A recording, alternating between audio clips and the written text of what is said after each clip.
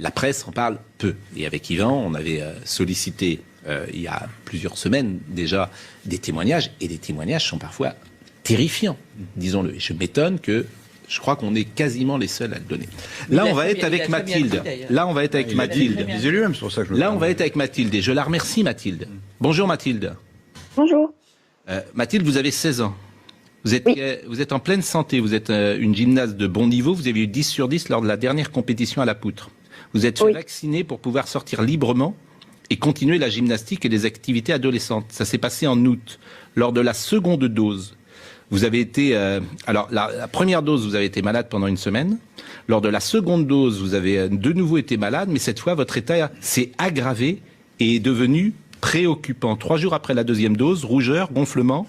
Vous allez aux urgences. De jour en jour, votre état empire. Vous avez des grosses douleurs. Tout le corps est aujourd'hui handicapé. Vous retournez à l'hôpital. Vous n'êtes pas bien pris en charge. Les médecins vous disent que c'est psychologique et vous êtes hospitalisé quelques jours. Mise sous antidouleur et sous anxiolytique. Comment vous allez aujourd'hui et quels sont les symptômes dont vous souffrez? Aujourd'hui, je n'arrive plus à marcher, j'ai mal partout, ma colonne vertébrale me brûle en permanence et je tremble des fois, mes jambes elles bougent toutes seules et c'est vraiment compliqué à vivre. Et les médecins ont diagnostiqué une maladie cousine de Guillain-Barré qui serait liée au vaccin? Ça, c'est les médecins qui vous l'ont dit? Oui, c'est la neurologue et c'est écrit noir sur blanc sur le papier. Alors Brigitte, peut-être a une interrogation ou une question à poser. Là où le cas est très intéressant, évidemment, de Mathilde, c'est que Mathilde a 16 ans. C'est-à-dire que Mathilde n'est pas la population qui est ciblée. J'imagine que c'était pour pouvoir faire ses compétitions sportives. Exactement. Exactement. La maladie de Guillain-Barré, il faut rappeler que c'est une maladie donc neurologique qui peut être liée, c'est nos défenses immunitaires qui attaquent nos nerfs périphériques et qui peut être liée, on le sait, aux infections, mais aussi aux vaccinations. Je veux dire, c'est quelque chose que l'on connaît depuis plusieurs années maintenant. Hein. Donc ça fait partie des risques de la vaccination d'avoir une maladie de Guillain-Barré. Oui, mais quand on a 70 ans, on peut prendre le risque parce qu'on finit en rien, mais quand on en a 16... Surtout chez les jeunes adultes. Cette maladie, elle existe surtout chez les jeunes adultes. Oui. Donc, mais moi, vous connaissez entre guillemets mon combat. Je trouve que c'est pas convenable de demander aux adolescents de se faire vacciner. Puisqu'en plus, aujourd'hui, ils ne protègent pas. On sait que ça transmet. Et là, on a un cas, effectivement, avec Mathilde, d'une jeune fille qui a 16 ans, qui se fait vacciner et qui a des conséquences quand même dramatiques. Mais enfin, je suis désolé, mais moi, franchement, j'ai l'impression que mon sentiment, c'est ce que vous êtes en train de faire est totalement irresponsable. Est-ce qu'on peut laisser parler peut-être Mathilde? Pardon, est-ce qu'on peut peut-être laisser parler exprimer. Bon, très bien. D'accord. Mais moi, je considère et j'argumenterai que ce que vous êtes en train de faire est irresponsable. Maintenant, je vous laisse. C'est vous qui dirigez les débats. Allez-y. Je considère que ce que vous venez de faire est irresponsable. C'est-à-dire qu'il ne faut pas écouter Mathilde.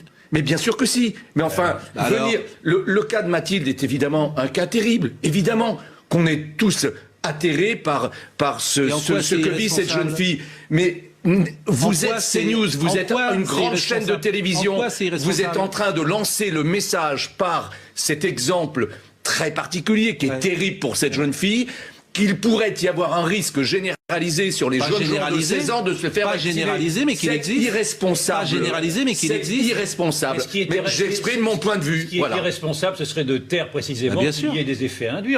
Mais enfin, on sait très bien, et cela vient d'être dit. Qui vous permet d'interdire à ceux mais je n'interdis rien. De s'exprimer. C'est ça qui est irresponsable. Mais c'est pas du tout ce que je dis.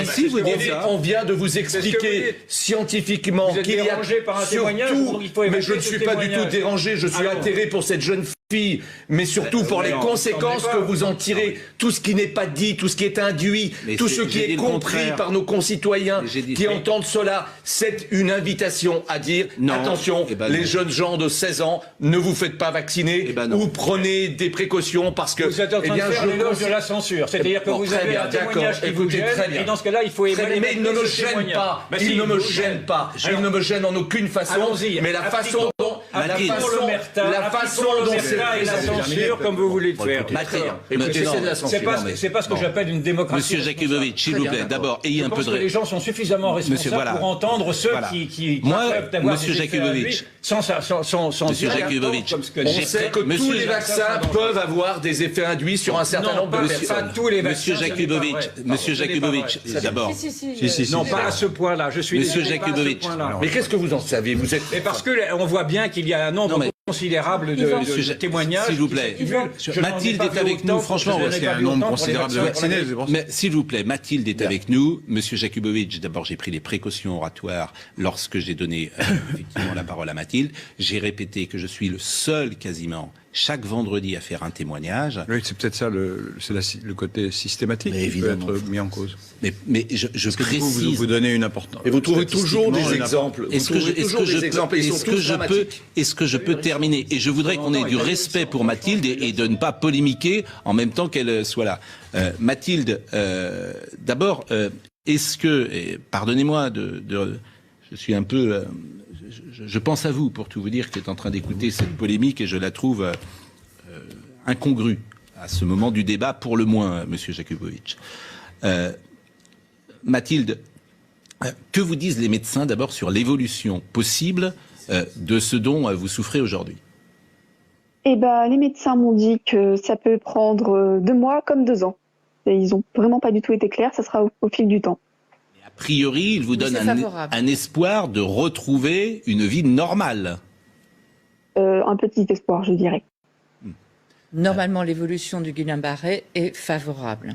Moi, je ne connais pas, je ne sais pas ce que c'est qu'une cousine, une forme cousine, donc je ne peux pas en dire plus. Mais évidemment que ce qui arrive à Marine, voilà, c'est terrible. On va se faire vacciner, on est sportif, on va bien, et on se retrouve à ne plus pouvoir bouger. Je comprends très bien ce qu'elle peut ressentir. Expliquez-moi cette accumulation de témoignages que j'ai vécu, que nous avons vécu, enfin avec Pascal, des témoignages c'était par presque milliers de gens qui... Vous voulez des témoignages de personnes infectées? Oui, si on sollicitait des témoignages d'effets secondaires pour ceux qui se sont vaccinés contre le vaccin, nous n'en aurions pas.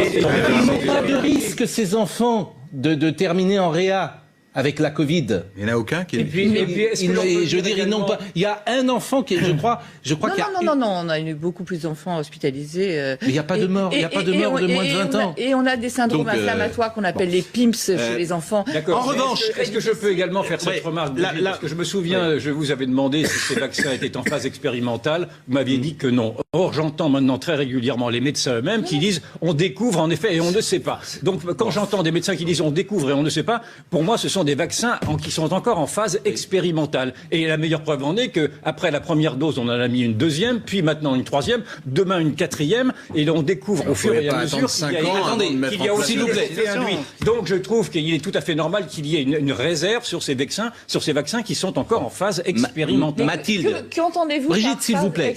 Brigitte, expérimentale, en phase pragmatique, on ne sait pas exactement quels sont les effets. C'est une nouvelle maladie. Ce sont de nouveaux vaccins, ce sont des vaccins qui n'étaient pas utilisés jusqu'alors. Je veux dire, on nous a expliqué que le vaccin protégeait de la transmission il y a 6 mois. Ben si, qu'on avait 12 fois moins de chances de transmettre. Maintenant, on est à moins de 50. On peut être quand même réticent sur certaines choses. Pascal, les connaissances évoluent. Je voudrais s'interroge, on les complotistes. Je voudrais, s'il vous plaît, d'abord, je voudrais remercier Mathilde.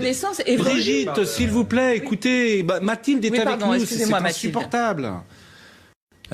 Mathilde, la question que posait Laurent Geoffrin, et après on fera une pause. Est-ce que les médecins vous ont dit clairement qu'il y avait un rapport entre la vaccination et votre souffrance? Vous l'avez dit, les médecins ont été clairs là-dessus. Oui. D'accord. C'est pas le hasard dont je parlais. Oui, c'est l'autre cas. On va marquer une pause, mais c'est vrai que c'est difficile parce qu'en fait, on est avec des gens en fait, vous voulez pas du débat. C'est ça qui me fascine toujours. Vous ne voulez pas du débat. Dans tous les domaines, vous n'en voulez pas. C'est-à-dire, vous voulez pas du débat sur l'extrême droite, vous voulez pas du débat sur le Covid, vous voulez pas. Je suis fasciné par vos positions. Cette intolérance aujourd'hui me fascine. Vous ne voulez pas du débat. Vous savez, vous avez la vérité et vous ne voulez pas du débat. La pause à tout de suite.